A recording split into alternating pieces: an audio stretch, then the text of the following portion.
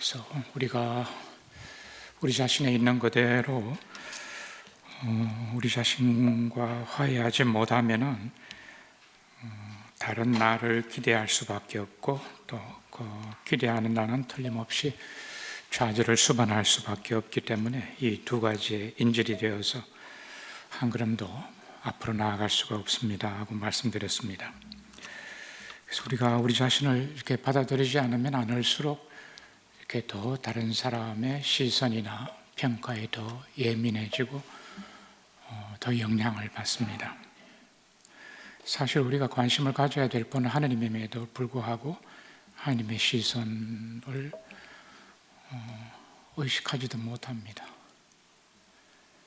하나님께서 우리를 어떻게 받아주시는지에 대해서도 더 의식하지 못하게 하고, 그래서 우리를 점점 더 이렇게 우리 내면에 갇히게 합니다.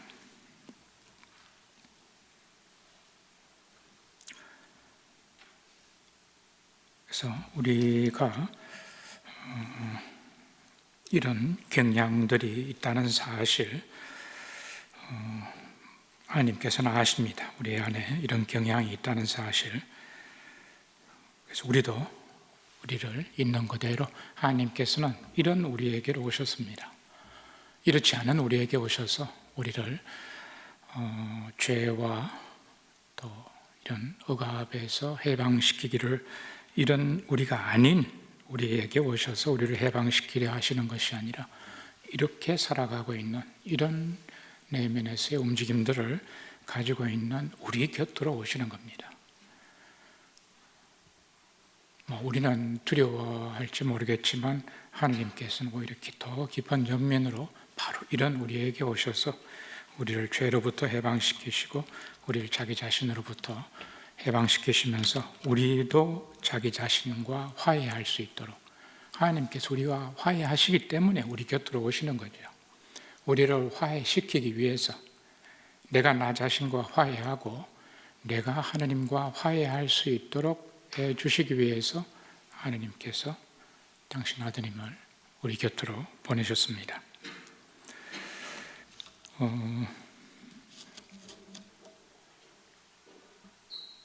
한 20여 년 전에 호주에서 제 회의에 참석했다가 거기 제 강사로 초대받으신 분께서 해주셨던 말씀이 지금 오늘 이 문맥에서 좀 나누면 좋겠다 싶어서 말씀을 드립니다.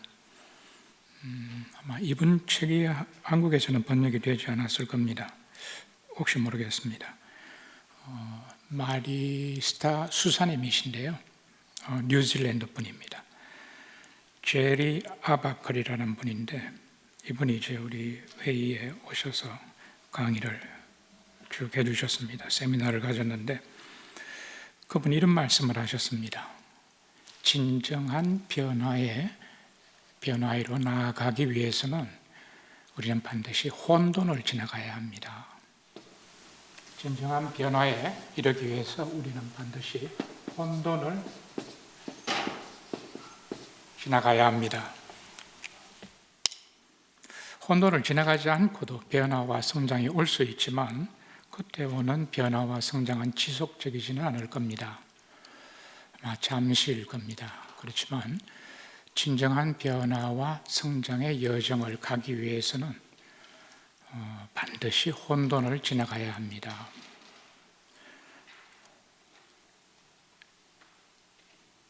이런 말씀을 하셨습니다.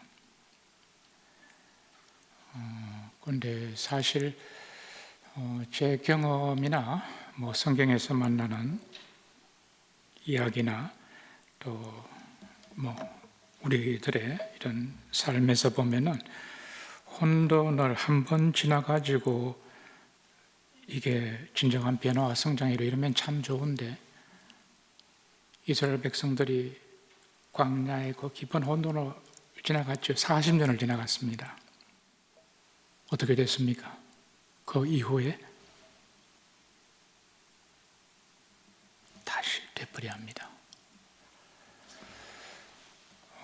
그래서 진정한 변화와 성장으로 나아가기 위해서는 반드시 혼돈을 지나가야 하는데, 저 혼돈이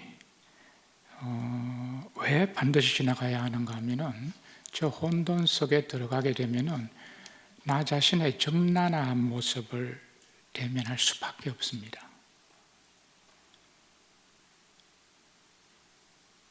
여러분들 혹시 지금까지 살아오시면서 이제 끝이구나, 이제 죽는구나, 내 인생이 이렇게 끝나는구나, 혹시 이런 시간 맞이해 보신 적이 있습니까? 그 다음에 거기가 혼돈입니다. 광야입니다. 그래서 진정한 변화에 이르기 위해서는 이 혼돈과 광야를 지나가야 합니다. 즉, 있는 그대로 적나라한 나의 모습을 대면할 수밖에 없는 거예요. 그래서 진정한 변화에 이르기 위해서는 이 혼돈을 지나가야 하는데, 왜 이 혼돈이 중요한가 하면은,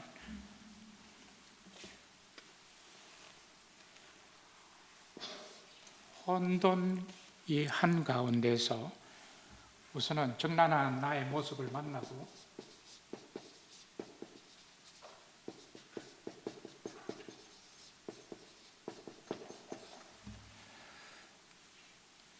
저것과 함께 다른 선물이 이 혼돈 한가운데 있습니다. 무엇이 있는가 하면은 선택입니다.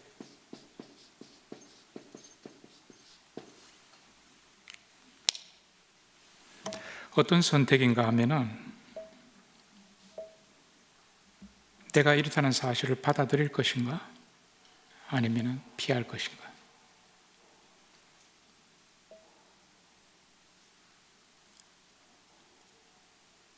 이스라엘 백성들은 광야에서 여러 차례 만났죠.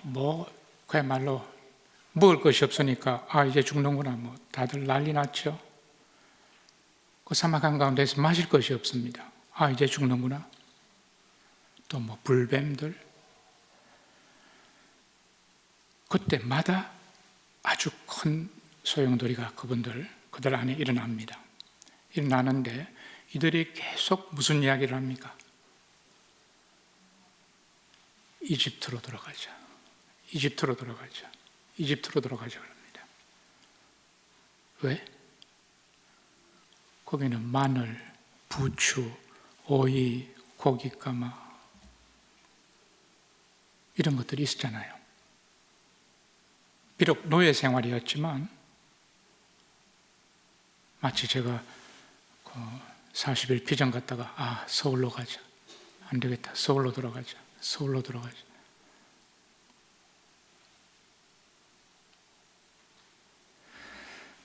그래서 내가 익숙하고 나에게 어떤 안전을 제공했던 그런 곳으로 되돌아갈 것인지, 아니면은 있는 그대로의 나를 받아들이고 이 손길에 나를 맡겨서 나아갈 것인지, 이것이 이 혼돈 한가운데에서 그 선택이 이제 우리 앞에 다시 열리게 됩니다. 내가 지금까지 살아왔던 대로 그대로 다시 또 과거로 돌아가고 이 나를 외면하고 피하고 이 위기를 피해서 다시 과거로 돌아갈 것인지, 그렇게 나를 안전하게 해주었다고 느껴지는 그런 곳으로, 익숙한 곳으로 되돌아갈 것인가, 아니면 나를 새로운 곳으로 초대하는 이 손길에 나를 맡길 것인가. 그래서 선택해서 이 두 가지 가능성이 다시 한번 그 사람 앞에 대두가 됩니다. 그런데 우리가 선택할 수 없을 때는 사실 이게 우리를 부자유스럽게 합니다.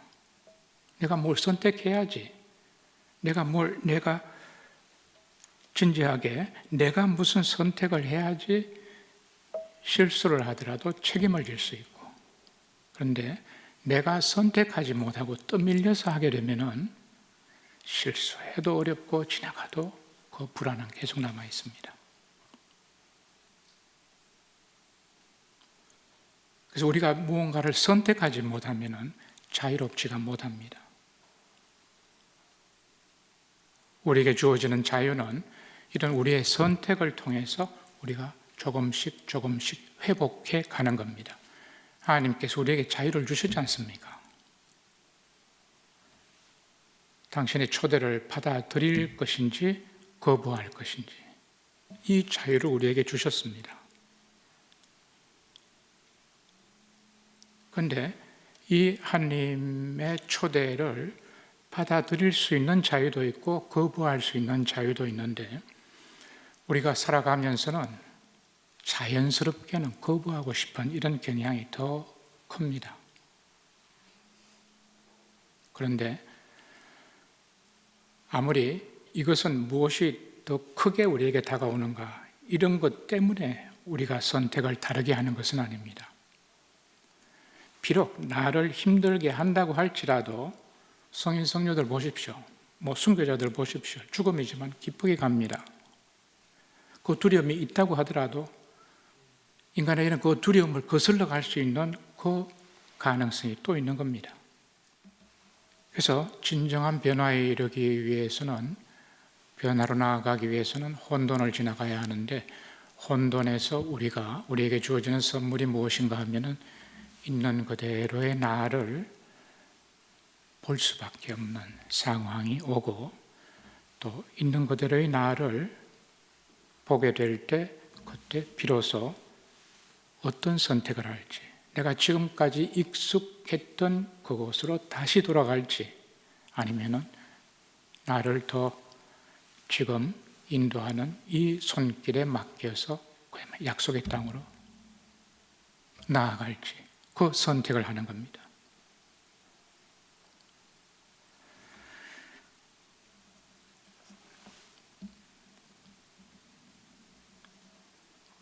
그래서 이스라엘 백성들은 거듭 이제 이집트로 돌아가려고 했고 또 잃었던 아들도 그렇죠. 잃었던 아들의 비유에서도 되찾은 아들의 비유에서도 죽음의 공포죠. 이제 내가 이렇게 비참하게 굶어 죽는구나 하는 죽음의 공포입니다.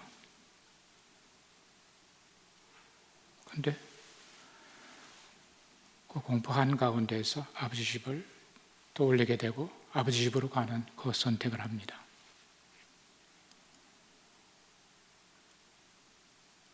용서받은 죄 많은 여인도 그렇죠.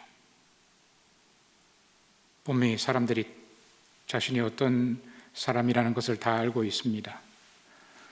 그럼에도 불구하고 예수님이 계시는 그곳으로 갑니다. 실제로 거기 그 집에 들어갔을 때 집안에 있던 사람들이 저 여자가 어떤 여자인데 등등 다 알고 있습니다. 그렇지만 그 여인은 예수님께로 나아갑니다. 그래서 우리에게 무엇이 크게 정서적으로 이렇게 일어나고 있는가 이것 때문에 무슨 선택이 결정되는 건 아닙니다. 의미를 찾습니다.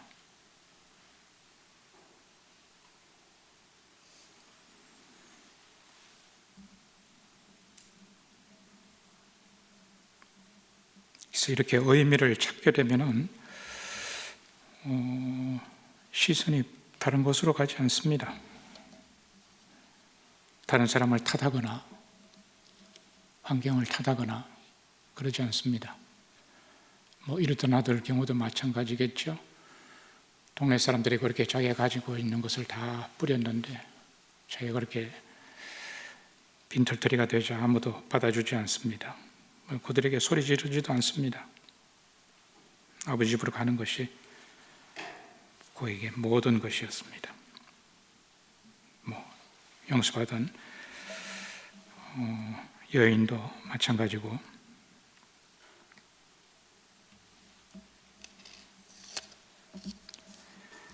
그래서 그 제리 아바클이라는 그분이 이 혼돈에 대해서 말씀하시면서 이 혼돈에 들어가기 위해서는 우리가 평범하게 지금까지 살아오던 일상이 있습니다. 일상에서 단절이 일어나야 합니다. 내가 익숙한 곳에 계속 머물면은 혼돈은 없습니다.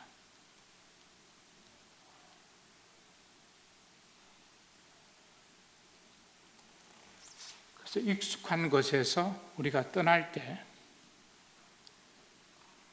혼돈이 옵니다. 내가 누리던 것이나 내 명예나 체면이나 다른 사람에게 지금까지 내가 보여주려고 했던 어떤 것들이나 등등 나의 그런 모든 것들에서 내가 단절이 일어나게 될 때 혼돈에 들어가게 되고 혼돈을 지나가면서 다시 나옵니다. 다시 돌아오는데 일상으로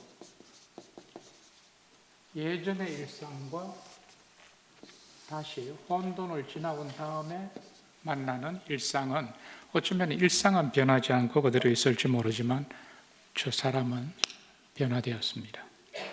변화의 여정을 가는 겁니다.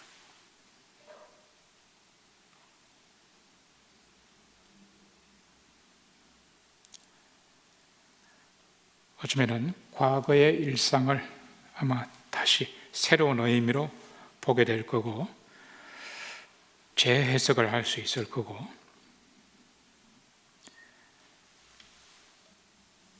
그래서 저것이 우리가 혼돈한 가운데에서 새로운 선택을 하게 될 때 우리에게 주어지는 그런 우리의 자유를 회복하고 기쁨과 의미를 되찾게 되는 그런 선물들이 아닌가 생각합니다. 그래서 결국은 그 하나님이시겠죠. 마치 이스라엘 백성들이 광야를 지나와서 약속의 땅으로 들어갔을 때 그 하나님을 잊지 못했죠. 모세가 그랬습니다. 너희들이 앞으로 잘 살게 되더라도 모세가 이스라엘 백성들을 떠나보내죠. 요르단 너보산에서 모세는 백성들을 떠나보내고 거기에서 죽고 떠나보내기 전에 죽고 그 이스라엘 백성들이 30일 동안 애곡을 합니다. 모세라는 인물을 떠나보내고 아마 굉장히 두려웠을 겁니다. 모세 없이 우리가 어떻게 들어갈 수 있을까? 어떻게 앞으로 헤쳐나갈 수 있을까? 아마 많은 두려움이 있었을 겁니다. 그런데도 불구하고 요르단을 건너서 약속의 땅으로 들어갔습니다.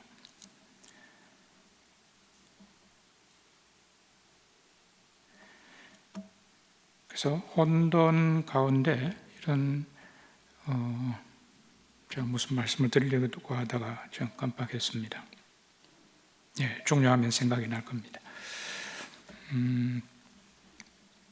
그래서 이 혼돈이 주는 이 선물, 다시 일상으로 돌아와서 이제 모세가 그렇게 백성들에게 이야기합니다.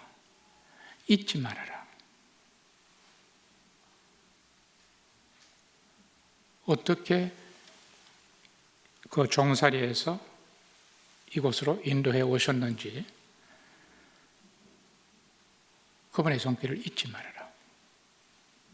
근데 사실 그 신명기의 그 말씀은 이거는 나중에 드려도 되는 말씀인데 신명기의 그 말씀은 이스라엘 백성들이 모세가 들려준 이야기라기보다는 이스라엘 백성들이 바빌론 유배를 다녀와서 자기 자신들의 그 유배 생활 70년을 이렇게 다시 성찰을 한 겁니다. 우리가 왜 이렇게 망할 수밖에 없었나? 그 성찰한 결과 해답을 어떻게 발견했는가 하면 우리가 하나님을 망각했구나. 하나님이 어떤 분이신지 우리가 잊어버렸구나. 그게 자기들이 나라가 망하고 유배가게 된 그 원인으로 봤습니다.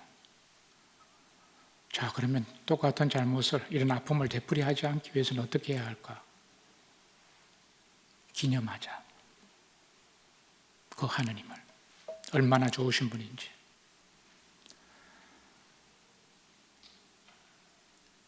그래서 이스라엘 백성들은 그 기념하죠. 명절을 통해서. 우리가 추석 명절, 설 명절 되면 온 민족 대이동이 일어나지 않습니까?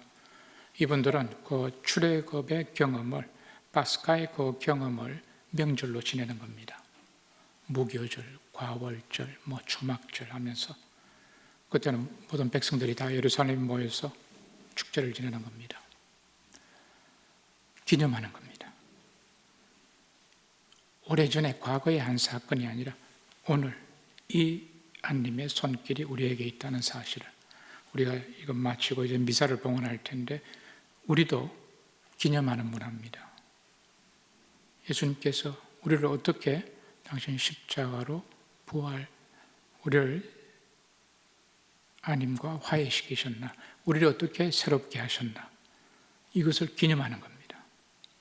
기념할 때 빈손으로 오시지 말고 여러분들의 이 사건을 가지고 와서 예수님의 이 파스카에 함께 봉헌하십시오. 매일 기념하세요. 잊지 말아야 합니다.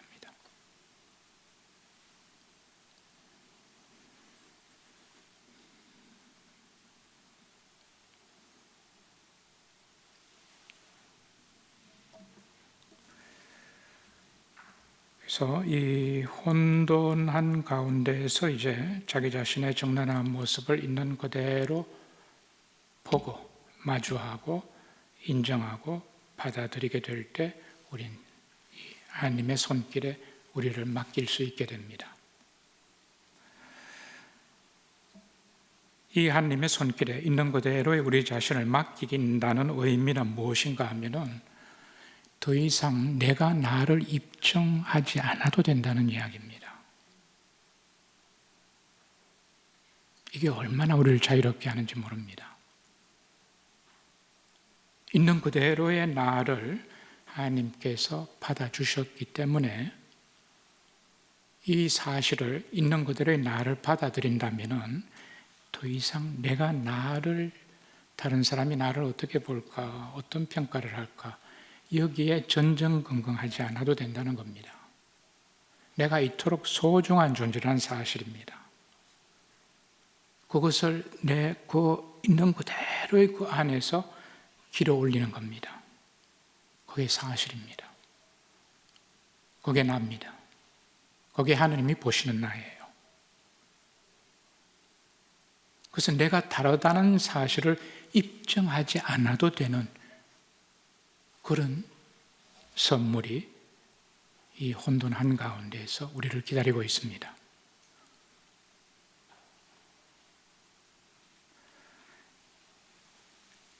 그래서 바로 그곳에서 하느님을 만나고, 우리 교회가 그렇습니다. 교회의 존재 이유는 있는 그대로 우리를 받아주기 위한 이 공동체가 교회입니다. 이것이 교회입니다. 교회는 있는 그대로의 우리가 받아들여지는 곳, 내가 다르게 되어야 하는 것이 아니라, 그래서 우리도 더 진지하게 교회의 모습을 아마 좀 숙고하셔야 될 겁니다. 교회가 무엇하는 곳인지, 무엇이 일어나는 곳인지. 만약 교회가 있는 그대로의 우리가 받아들여지는 곳이 아니라면 교회의 존재 이유가 없습니다. 예수님 우리를 있는 그대로 받아주시기 위해서 우리 곁으로 오셨고 교회를 그곳에서 세우셨어요. 내가 나를 있는 그대로 받아주지 않으면 내 안에 교회가 없어요.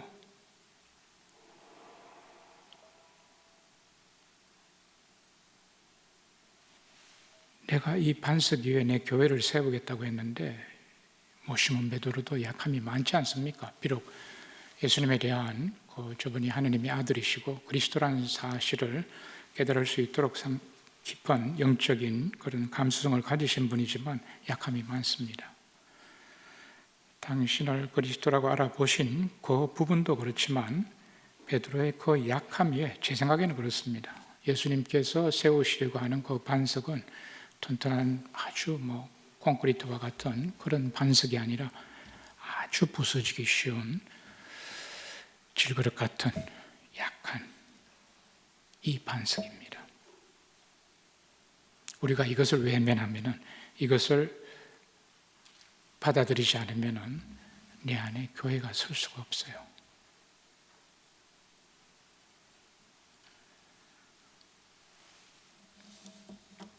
내가 나를 입증해야 합니다. 내가 나를 받아주지 않으면. 그러면 예수님이 세우시려는 교회가 아니라 내가 세우는 교회가 될 거예요. 아마 여러분들은 교주가 되겠죠.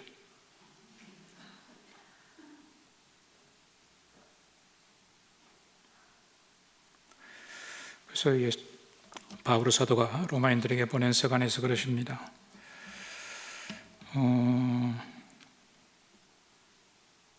의로운 사람을 위해서 죽을 사람은 없을 겁니다. 혹시 착한 사람을 위해서라면 누가 죽으려 할지 모르겠습니다. 그런데 그리스도께서는 우리가 아직 죄인이었을 때 우리를 위해서 십자가에 가셨습니다. 그래서 하느님께서는 이 그리스도를 통해서 우리에 대한 당신의 사랑을 증명해 주셨습니다.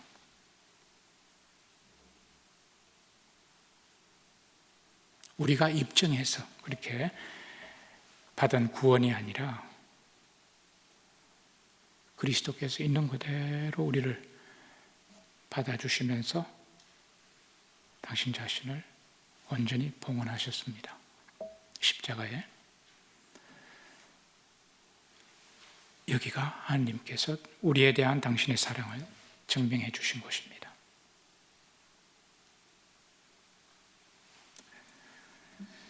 그래서 우리 모두가 하나님께서는 우리가 어떤 사람이라고 할지라도 지금까지 얼마나 많이 잘못하며 살아왔는지, 얼마나 많은 상처가 있었고, 얼마나 많은 고통이 있으며, 또 얼마나 좋은 일을 많이 했는지, 과연 어떡한 우리들 있는 그대로를 존중하시고 사랑하시고, 또 설령 우리가 죄인이라고 할지라도 우리를 있는 그대로 받아주셨습니다. 그걸 증명해 주셨습니다. 그리스도를 통해서 믿으셔야 합니다.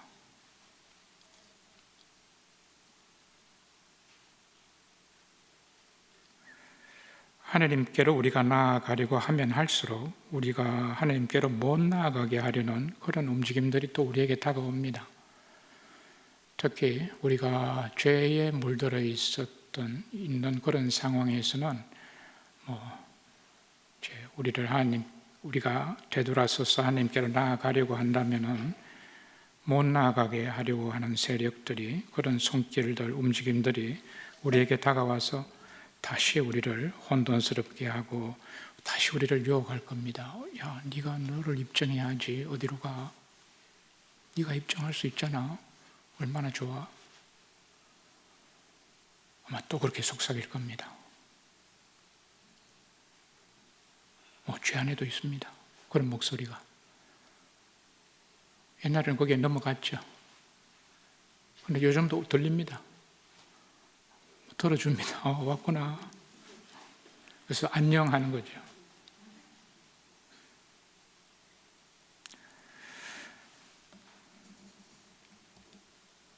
그래서 우리가 이렇게 죄에 물들어 있고 악에 물들어 있을 때는 악의 세력들이 더 우리를 불안하게 하고 두렵게 하고 자기중심적이 되게 하고 아주 여러 가지 그럴듯한 이야기로 우리 안전함을 우리가 확보할 수 있도록 또 익숙한 곳으로, 익숙한 생각들 이런 곳으로 다시 돌아가게 이렇게 부추깁니다.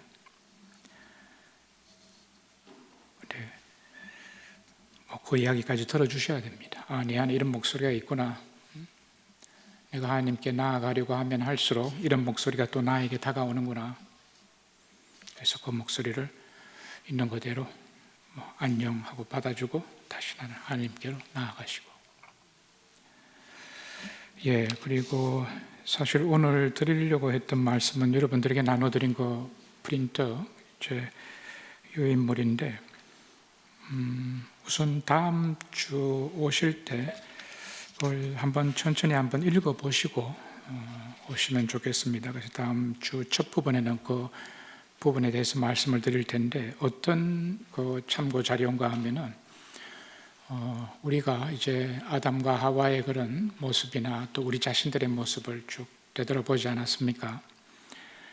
그래서 이 가운데서 우리가 거기에 이제 삼중담화를 하도록 초대하십니다. 삼중다마의 성모님, 또 예수님, 하느님, 세 분에게 똑같은 내용의 담화를 바치는데, 우리가 아담과 하와의 죄도 보고 또 우리 자신의 삶을 돌아보면서 또 우리의 약함들, 잘못들, 죄들을 돌아봤습니다. 그래서 이 가운데에서 모든 것을 다 볼 수는 없지만 제일 크게 내 마음에 내가 숨기고 싶고 감추고 싶고 외면하고 싶고, 아담과 하와가 그렇죠. 숨기고 감추고 이렇게 덮어버립니다. 그래서 내가 제일 이렇게 두렵고 숨기고 가리고 싶어하는 것이 무엇인지, 그 죄입니다. 죄인데, 아까 말씀드렸듯이 우리의 약함과 가난이 우리에게 받아들여지지 않는 그곳이 죄가 파생되는 곳입니다. 그래서 죄라는 것이 양면성이 있다고 말씀드리지 않았습니까? 그곳에서보다 우리가 우리 자신을 더 선명하게 만날 수 있는 곳이 없습니다. 그리고 그곳에서보다 하나님을 더 나의 주님, 나의 하나님을 만날 수 있는 것도 사실 찾기가 어려울 겁니다. 그래서 나의 약함, 가난함, 나의 고유한 것이고, 어쩌면 죄마저도 우리가 그것을 받아들이게 된다면 죄마저도 그 곁에는 더 은총이 풍부하게 흐르게 하셨다 그러죠. 그 죄를 통해서도 성장하게 해주십니다. 그래서 아담과 하와의 죄나 우리 자신의 죄를 이렇게 쭉 되돌아보면서 가장 내가 나를 아프게 하는 것, 숨기고 싶고 두려워하고 가리고 싶은 그런 부분들 몇 개를, 한두 개를 보시는데, 죄는, 첫 번째 죄는 그 대죄를 의미합니다. 십계명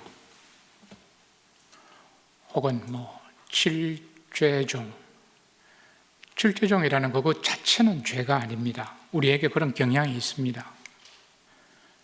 그렇지만 거기에 우리가 빠져들 때 그것이 죄의 뿌리가 되죠. 죄가 솟아나는 것입니다. 그래서 거기에 첫 번째 부분에는 대죄 부분에 대해서 말씀을 드렸고, 이 드러나는 이 죄 이면에 무엇이 있는가 하면은 죄의 뿌리입니다. 뿌리 부분에 무엇이 있는가 하면은 우리 행동에 무질서함이 있습니다.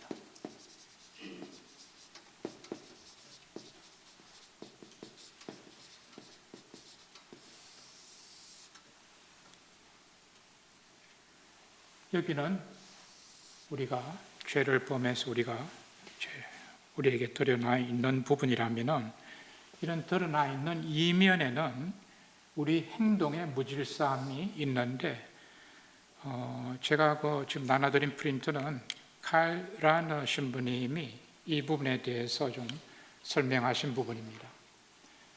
행동의 무질서함은, 여기는 죄지만 죄에 드러난 현상인데, 뿌리에는 이 행동의 무질서함은 소죄의 영역에 해당됩니다. 근데 여러분들이 나중에 읽어보시면 알 겁니다. 야, 이거 우리가 정말 소재 천국에 사는구나. 전부 다 소재입니다. 죄를 파생시켜 나오는 게 하는 그 뿌리에 소재가 있어요. 그리고 이 행동의 무질서함 밑에 더 깊은 곳에 무엇이 있는가 하면은 세상에 대한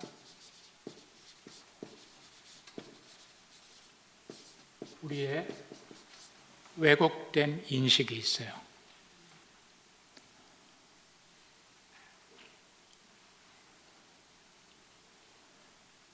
예를 들어서 우리가 이미 경험해 온 바에 의해서 가난이라는 것은 우리가 피해야 할 것, 멀리해야 할 것, 이런 인식들이 있는 겁니다. 마치 클리넥스 티슈는 항상 이런 상태로 있어야 한다고 생각하는 것, 이런 편견들, 이런 선입견들. 그래서 세상에 요한복음사가는 그렇게 말씀하십니다. 빛이 이 세상에 왔지만 세상은 그 빛을 받아들이지 않았습니다. 그래서 그 빛을 받아들이지 않는 세상입니다. 이게 좀 이상하죠? 빛이 오면 어둠은 물러갑니다.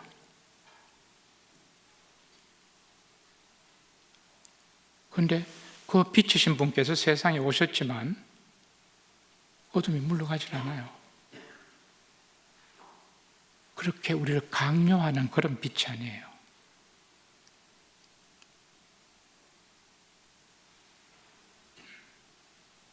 빛이 세상에 왔음에도 불구하고 우리가 그 빛으로 나아가지 않을 수 있는 그런 빛인 겁니다. 우리가 보기를 원치 않으면, 맞이하기를 원치 않으면, 즉 우리가 우리 자신을 숨기고 빛으로 나아가지 않으면, 요한복음 어떤 그 뒷부분에 1장에서는 빛이 세상에 왔지만 세상은 빛을 받아들이지 않았다고 그러고, 또 뒷부분으로 나아가시면 6장인지 어디에서 우리는 죄인으로서 빛으로 나아가려 하지 않는다고 그럽니다. 그래서 그 세상은 어떤 세상인가 하면 이런 세상입니다. 빛을 받아들이려고 하지 않는 세상. 우리 안에도 그런 부분이 있거든요. 그 빛을 받아들이려 하지 않는 세상이 있습니다. 그래서 이 세상에 대한 올바른 인식을 가질 수 있도록, 그리고 우리 행동의 무질서함을 자각하고 고쳐서 개선할 수 있도록, 단지 여기에서만 어떤 작업이 일어나야 되는 것이 아니라 사실은 뿌리에서 작업이 일어나야 합니다.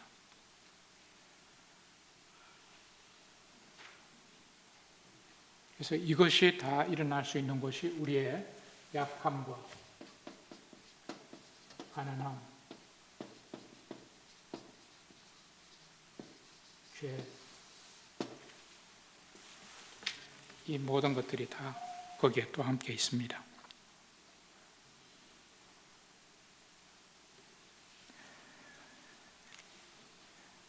그래서 이 세 가지 은혜를 청하는 겁니다.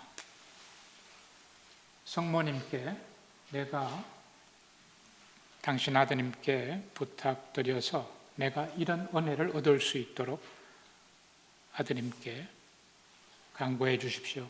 내가 내 죄를 알아서 지겨워하고 멀리할 수 있도록, 끊어버릴 수 있도록 은총을 청하고, 내 행동의 무질서함을 깨달아서 개선할 수 있는 은총을 청해 주십시오 하고, 세상에 대한 올바른 인식을 가질 수 있도록 당신 아드님께 청해 주십시오. 그래서 이 세 가지 은혜를 청하시고 성모님께 바칠 때는 성모송으로 바치시고, 이 똑같은 은혜를 예수님께 청하시는 겁니다. 예수님께 당신 아버지께 저에게 이 은혜를 청해 주십시오. 제가 죄를 지겨워하고 내 죄를 깨달아서 멀리할 수 있도록, 내 행동의 무질서함을 깨달아서 개선할 수 있도록, 세상에 대해서도 올바른 인식을 가질 수 있도록, 그리고 예수님과 간단한 다마나 그런 기도를 바치시고, 세 번째 다마는 하나님께 이 똑같은 은혜를 청하시는 겁니다. 악의 세력이 지배해요. 그래서 우리도 지배하게 해야 됩니다. 그래서 하나님께도 똑같은 은혜를 청하시면서 주님의 기도로 마치시면 되겠습니다. 그래서 혹시 읽어보시고 질문 되시는 것들이 있으면 다음 주에 좀 질문을 적어서 미리 여기 올려주셔도 좋고, 오시면은 질문을 하셔도 좋고, 혹시 질문하실 거 있습니까?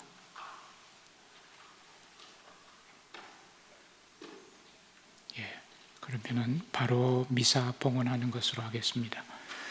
영광이 성부와 성자와 성령께 처음과 같이 이제와 항상 영원히 아멘. 성부와 성자와 성령의 이름으로 아멘.